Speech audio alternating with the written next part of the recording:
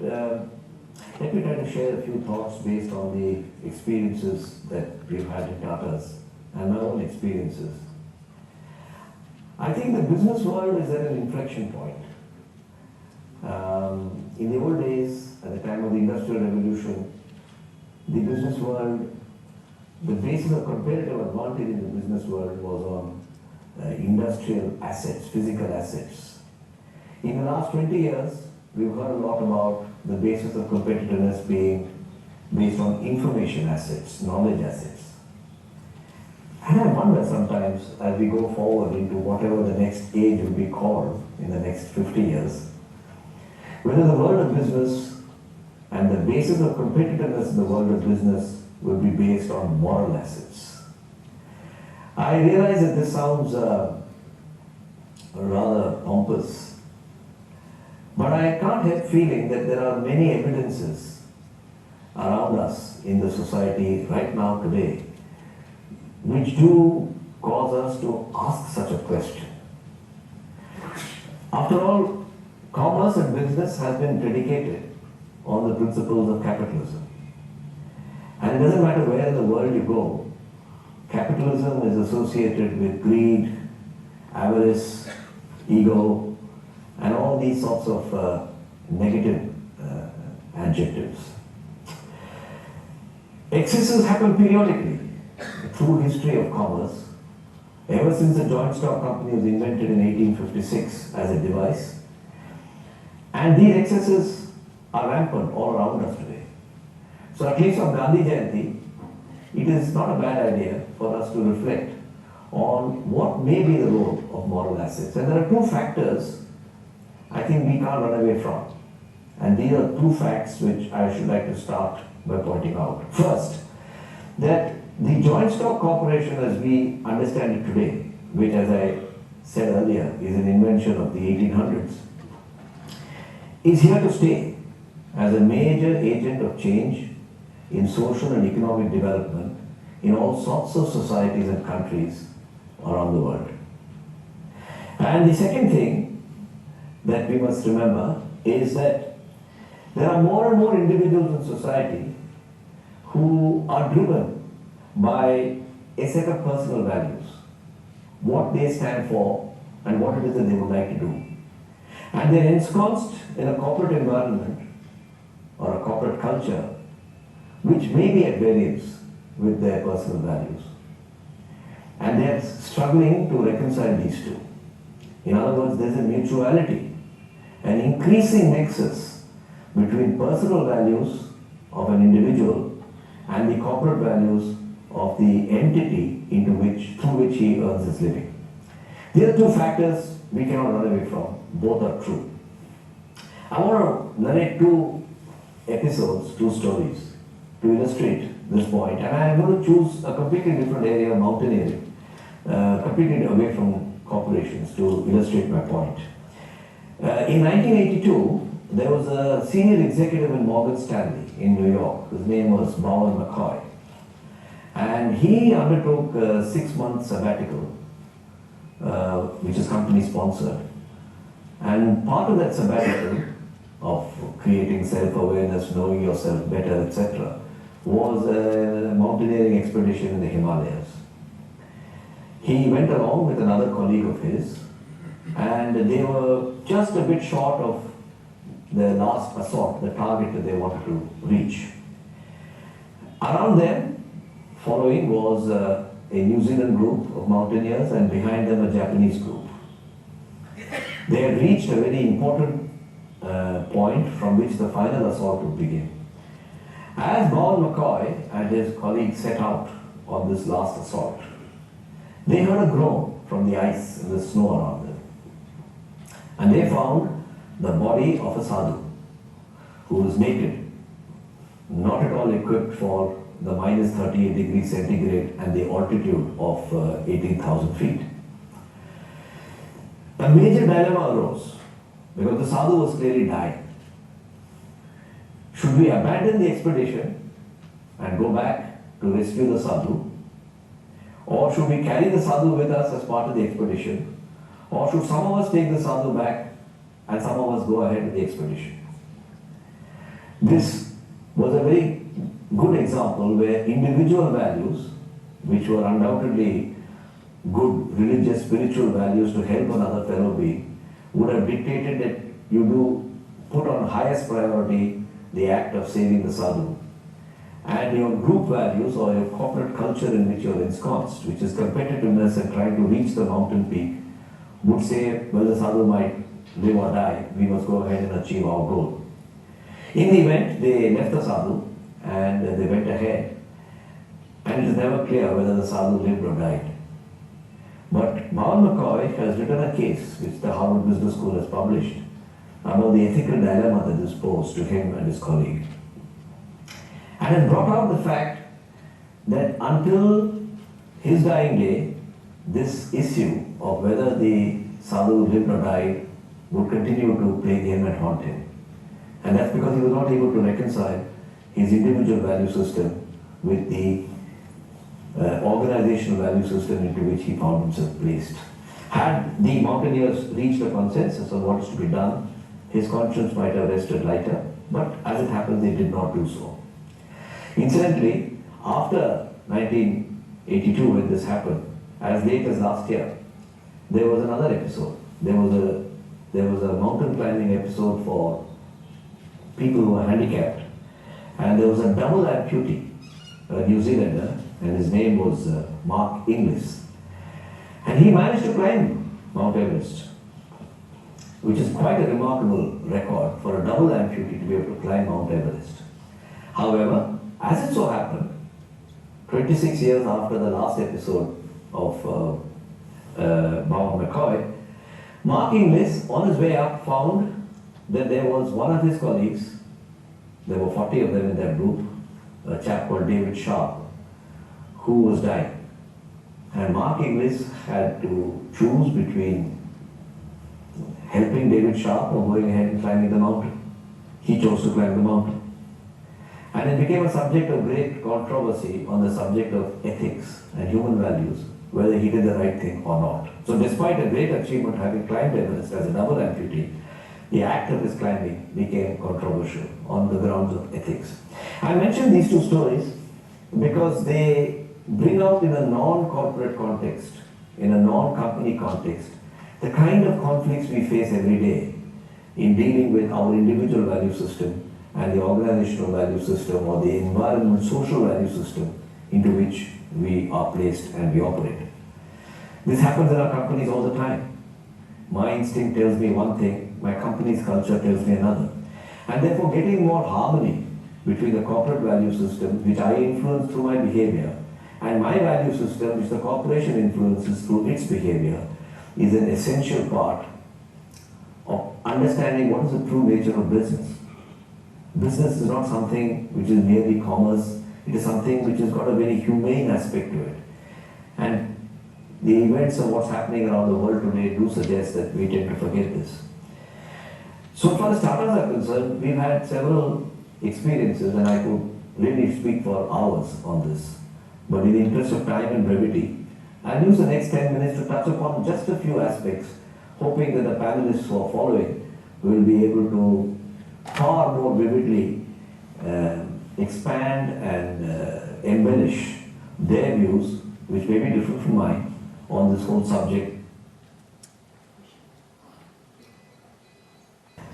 Again, I like to narrate anecdotes rather than become philosophical about it.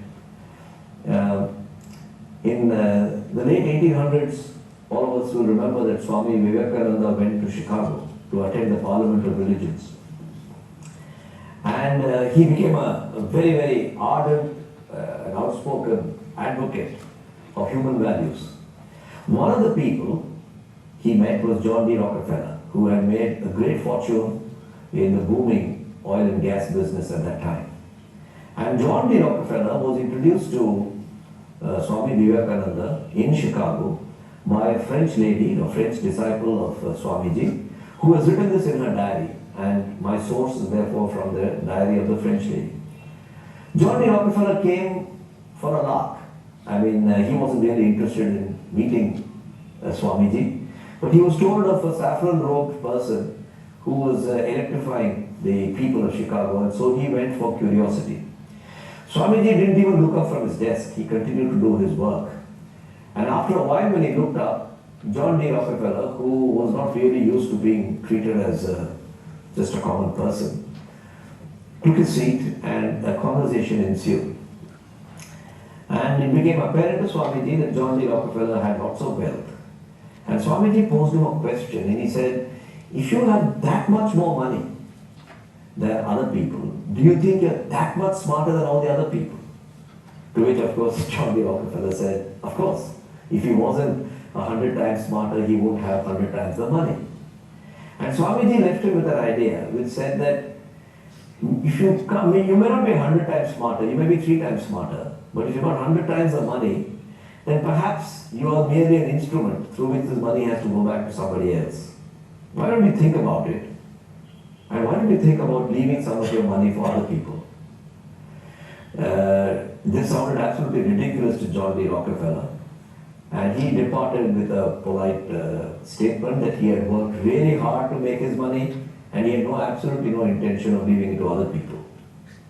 But curiously, 3 weeks later, he came back to see Swami Vivekananda, this time of his own accord.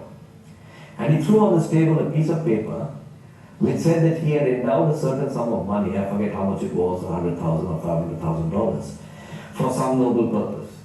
And then he asked the question to Swami Vivekananda, are you happy now that I've done this? To which Swamiji looked up and said, why should I be happy? You ought to ask yourself the question whether you left enough out of the total wealth that you have.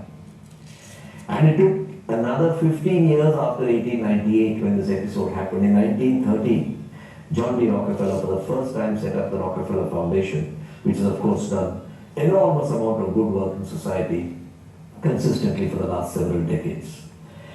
I think it illustrates the point about trusteeship. When you earn a lot of money, whose money is it? Did that money come to you entirely because of yourself? Or is it possible that you're merely an instrument through which some other destiny or God or whatever you want to call it is channelizing this back to society? It is a very interesting question to ponder. I mentioned the story of John D. Rockefeller because the element of trusteeship comes out very clearly in the conversation between Swami Vivekananda and John D. Rockefeller. But I was also curious when I joined Tata's 10 years ago to reflect on the fact that probably the world's first charitable trust was set up by Jamsetji Tata in 1892. A long time, as many as 21 years before the Rockefeller Trust, and many years before the Andrew Carnegie Trust, the Ford Foundation, the Lord Leverhulme Trust, all of which came in the 1900s. And I asked myself the question, what made Jamsetji Tata, who was a wealthy man by the standards of his times, in the 1880s, he was a very, very wealthy man.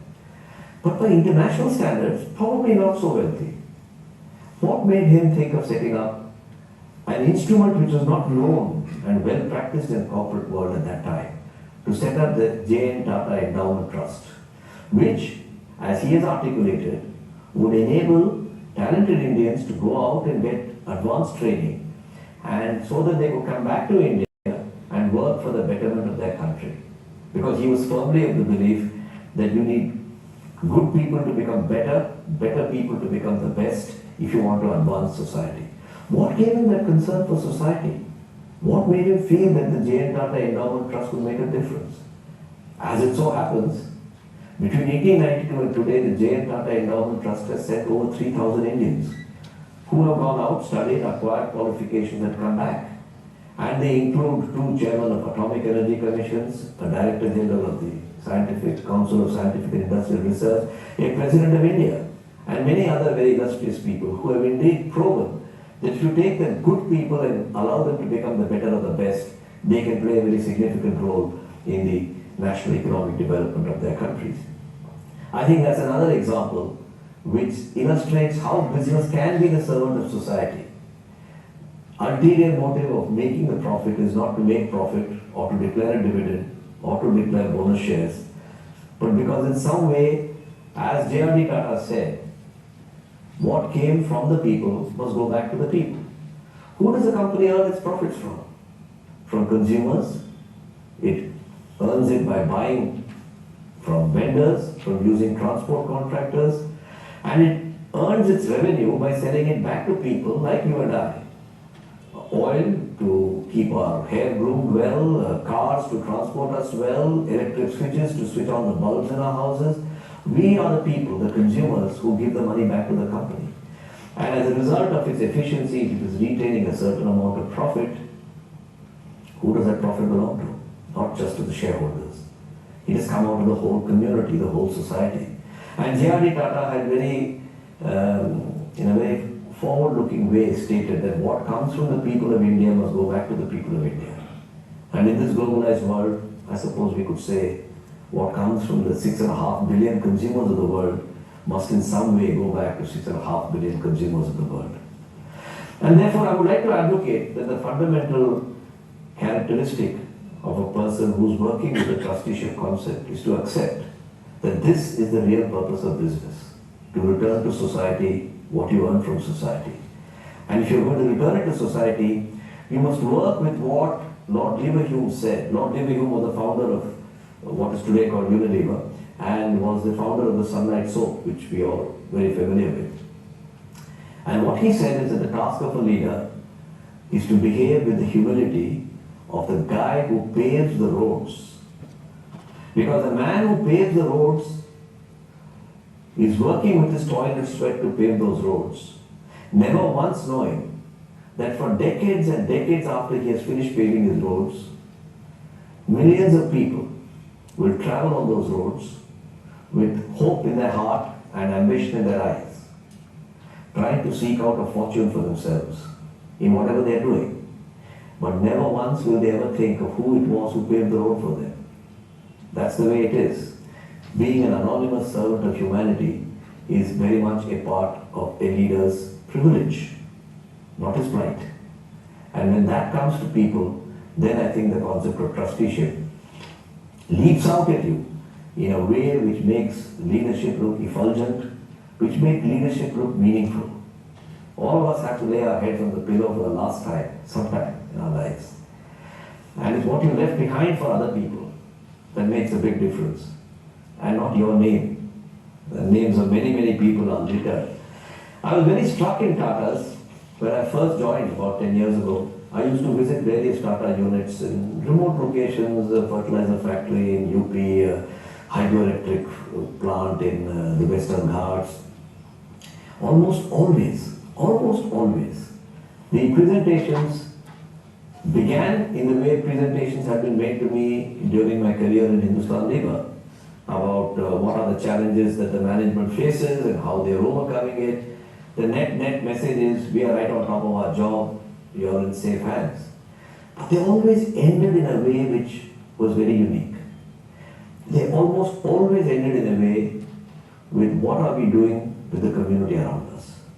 It really didn't matter whether there were 6 people in a hydroelectric power station, or 60 managers in a large fertilizer factory, or 600 managers in a large steel factory. There was always a standard ending, that this is what we are doing with the community around us. And I was very struck. To be honest, I was a bit cynical. You know, when you join at my age, in your early 50s, you tend to become a bit cynical whether this is a PR put on. But honestly, I have been around to so many Tata units now, it cannot be a PR put on.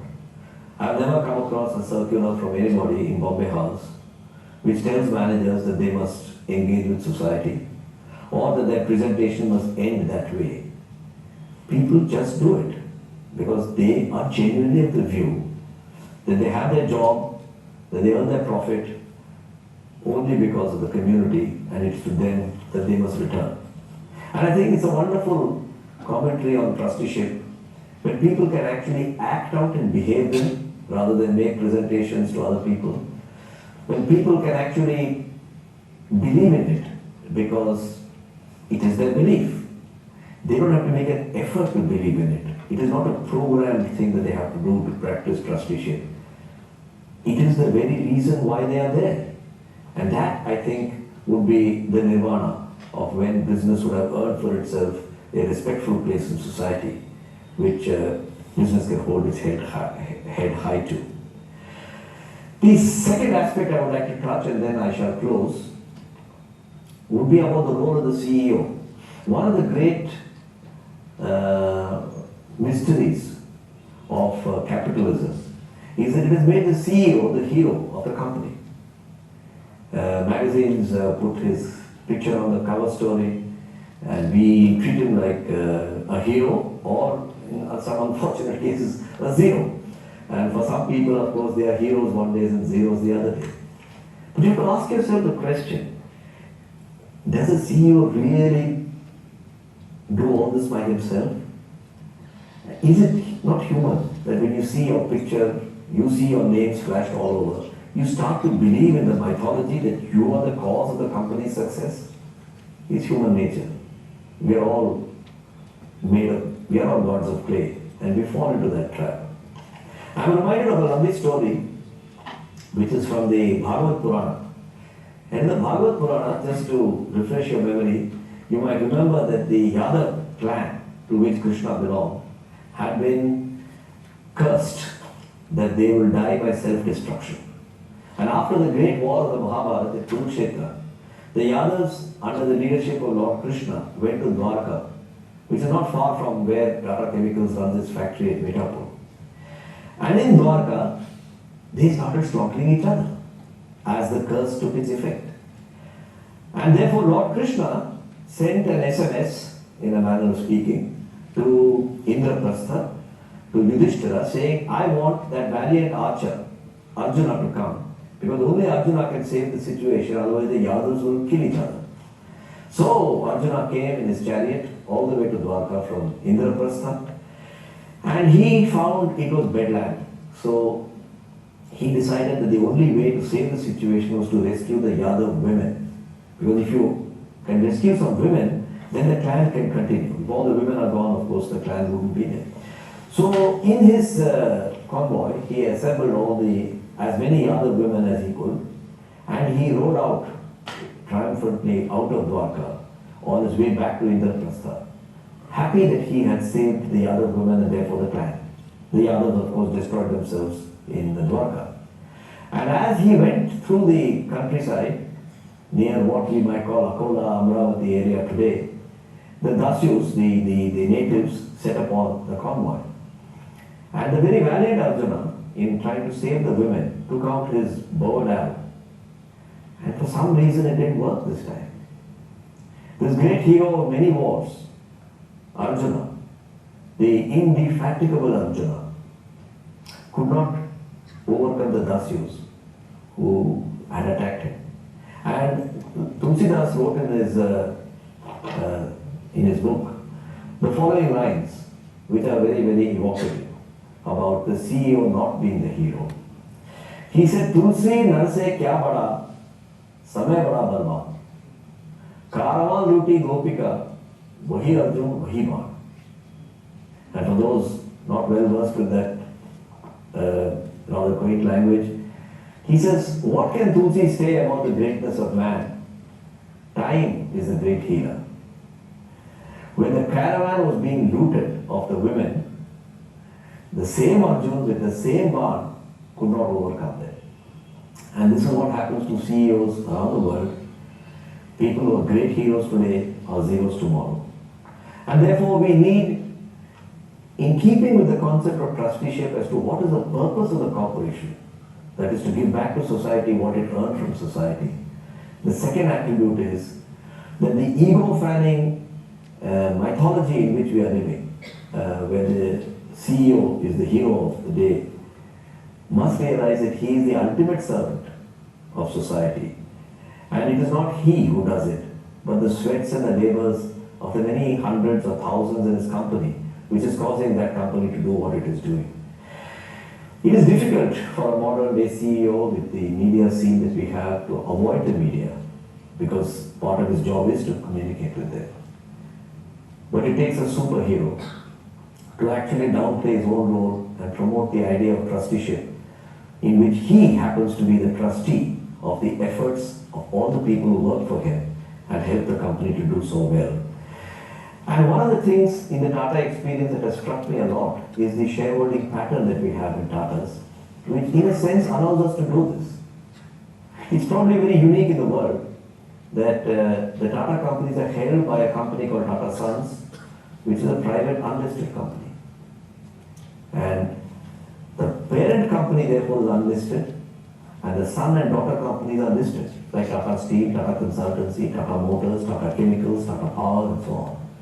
And so there are 3 million shareholders of the son companies, and the grandson companies, and the great-grandson companies. But you know who is the shareholder of the holding company Tata Sons? It is held over 2/3 by charitable trusts. And that's worth billions of dollars, comparable to the kinds of sums of money that Bill Gates is reported to have given to, or Warren Buffett has given to Bill Gates. And therefore I think the structure of Tatas embeds in the way Tatas operate certain values which you either practice or you go away and you can't practice. But it gives you a sense of humanity whereby you can run the company and yourself try to be a servant of society. And if that can be imbued or that can be translated across as many Tata companies as we have, it is rewarding. I get up and go to work every morning fighting to get every single extra rupee or dollar of profit to the extent that my influence or position allows me. And there are 350,000 other people doing this. But at the end of the day, we do this because that extra dollar, 2/3 of it will go to charity. So when we go find our way up to St. Peter, well, we will have at least something to say for ourselves, and that's a help. I wish all of business could adopt these kinds of models. Tatas are trying to spread this idea to other companies that we're acquiring around the world. And I can tell you one thing, it is electrifying and captivating to them. I have talked about this concept of trusteeship and the way Tatas practice it to the managers of our acquired companies in Detroit, in Washington, in the UK, and they just don't believe that it is possible. But gradually for them the penny drops that this is a very rare and unique kind of organization which is actually doing this. I would hope in the course of time it will increase people's commitment that at the end of the day business can be humane and need not be an inhuman lust for greed. Thank you very much for the opportunity to speak to you. I wish you all the best.